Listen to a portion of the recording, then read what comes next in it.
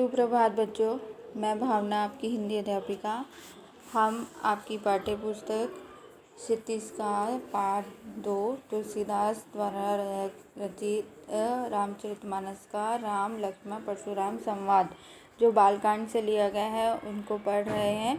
कल हमने पहला काव्यांश पढ़ा था, आज हम दूसरा पढ़ेंगे कि धनुष के टूटने पर लक्ष्मण और परशुराम जी के बीच में क्या क्या वार्तालाप होती हैं, वो अब हम और आगे पढ़ेंगे। ठीक है। लखन कहा हंसी हमने जाना, सुने देव सब धनुष समाना। लक्ष्मण जी हंसकर कहते हैं कि हे देव सुनिए, मेरी समझ के अनुसार तो सभी धनुष एक समान ही होते हैं। का छति भानु जून धनु तोरे, देखे राम नैन के भोरे। श्री लक्ष्मण जी राम जी की ओर देखकर बोले कि इस धनुष के टूटने से क्या लाभ तथा क्या हानि, यह बात मेरी समझ में नहीं आई है। छुअत टूट रघुपतहु न दोषु, मुनि बिनु काज करिए कत रोसु। श्री राम ने तो केवल इसको छुआ था, लेकिन यह धनुष तो छूते ही टूट गया, फिर इसमें श्री राम का क्या दोष। मुनिवर बोले जिते परसु की ओरा, रे सट सुनई सुभाव न मोरा।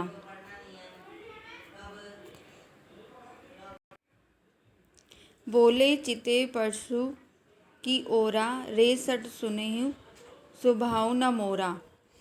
लक्ष्मण की व्यंग भरी बातों को सुनकर परशुराम का क्रोध और बढ़ गया और वह अपने फरसे की ओर देखकर बोले, बालको बोली बधो नहीं तोही, केवल मुनि जड़ जाने ही मोही।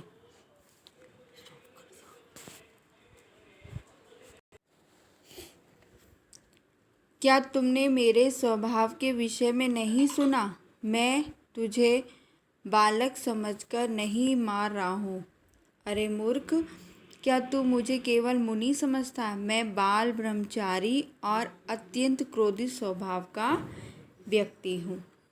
भुज बल भूमि भूप बिनु कीनी, विपुल बार मही देवै दीनी। सहस बाहु भुज छेद निहारा, परशु विलोकु मही कुमारा। मैं पूरे विश्व में क्षत्रिय कुल के घोर शत्रु के रूप में प्रसिद्ध हूँ।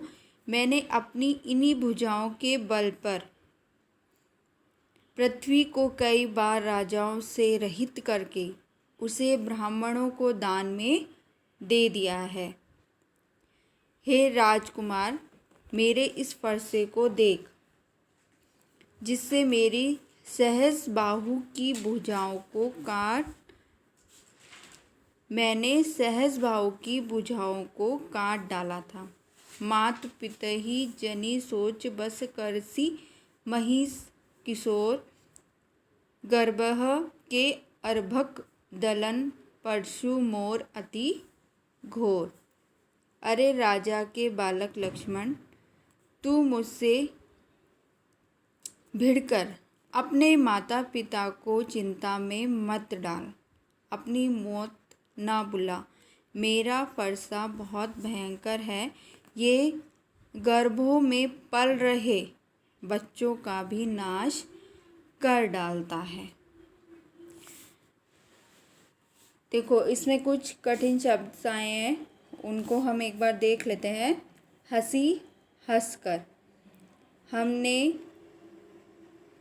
हमरे मेरे, सुनहु सुनो, क्षति क्षति यानी नुकसान, जून पुराना, भोरे धोखे में, छुअत टूट छूते ही टूट गया।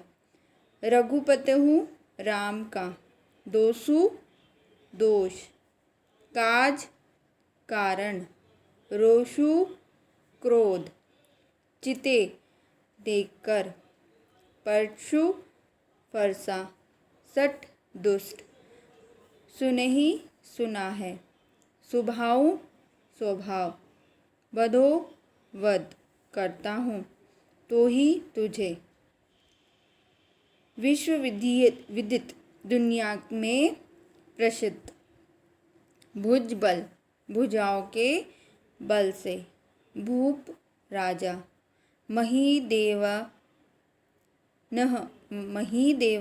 देवनः ब्राह्मणों को क्षेत्र निहारा काट डाला विलोको देखकर महीप कुमारा राजकुमार गर्भः गर्भ के अर्भक बच्चा दलन कुचलने वाला। ठीक है बच्चों, दूसरा देखिए। विहसी लखन बोले मृदुल वाणी अहो मुनि सु महाभट मानी पुनि पुनि मोही दिखाव कुटारू चहत उड़ावन फूकी पहारू। परशुराम के क्रोधित वचन को सुनकर लक्ष्मण अत्यंत कोमल वाणी में हंसकर बोले, मुनिवर आप तो अपने आप को बहुत बड़ा योद्धा समझते हैं और बार बार मुझे फरसा दिखाते हैं। मुझे तो ऐसा लगता है कि आप फूंक से पहाड़ उड़ाना चाहते हैं। इहा कुम्हड़ बतिया कोऊ नाही ते तर्जनी देखी मरी जाही। परंतु मुनिवर आप भी कोई कुम्हड़े क्या होता है? सीताफल, कुम्हड़ का छोटा फल के छोटे फल नहीं हैं जो तर्जनी उंगली को देखते ही मर जाएंगे। देखी कुठारू सरासन बाना मैं कछु कहाँ सहित अभिमाना। मुनि जी, मैंने आपके हाथ में फरसा और धनुष बाण देखकर ही अभिमान पूर्वक आपसे कुछ कहा था। भृगु सुत समझी जनै विलोकी जो कछु कहूँ सहो रिस रोकी।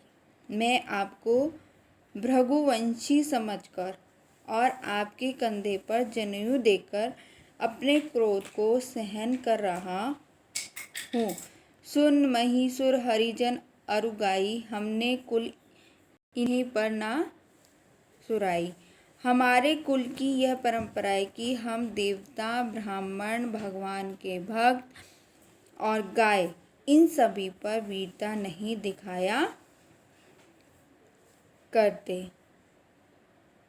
बंदे पाप अपकीर्ति हारे मारता हूँ पाप परिये तुम्हारे।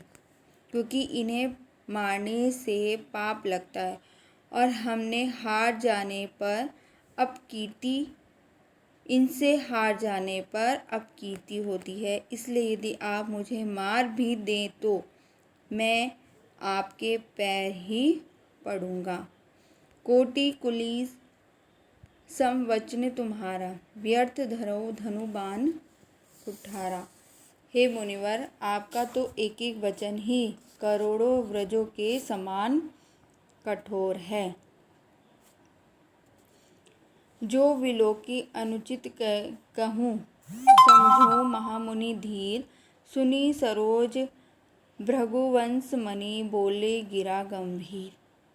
आपने व्यर्थ ही मेरे ही फरसा और धनुष धारण किया हुआ है। यदि मैंने आपको देखकर कुछ गलत कह दिया हो तो हे धैर्यवान महामुनि मुझे क्षमा कर दीजिए। लक्ष्मण के यह व्यंग वचन सुनकर भृगुवंशी परशुराम क्रोध में आकर गंभीर स्वर में बोलने लगे। ठीक है बच्चों, आज हम यहीं तक करेंगे। 2 काव्यांश कर लिए हैं। इस वाले काव्यांश का थर्ड जो काव्यांश है उसके एक बार कठिन शब्द और देख लो। विहसी हंसकर, मृदु कोमल बानी बोली। विहसी हंसकर या मृदु कोमल हो गया। बानी बोली। मुनि शु महामुनि, महाभट महान योद्धा। कुठारू फरसा, इहा यहाँ। कुम्हड़ बतिया सीताफल। तर्जनी अंगूठी के पास की अंगुली।